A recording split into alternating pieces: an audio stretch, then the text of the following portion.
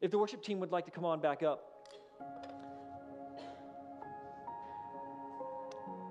I guess the prayer call is this, twofold. One, you just want encouragement. Like it just seems like, that it's just easy to quit and give up in your walk with the Lord at times. Let us encourage you. Let us just pray with you. The other part is that, and even as I'm thinking about this in my head, I'm like, well, who really wants to come up for that? But the reality is you realize there's areas of growth that have been highlighted to you recently. And you don't have to tell them what it is. In some ways, you realize that there's an area, like I already admitted, Tuesday was a rough day.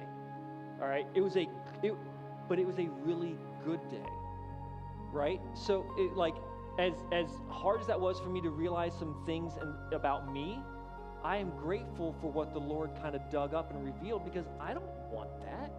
I don't want that to be part of my character, part of who I am.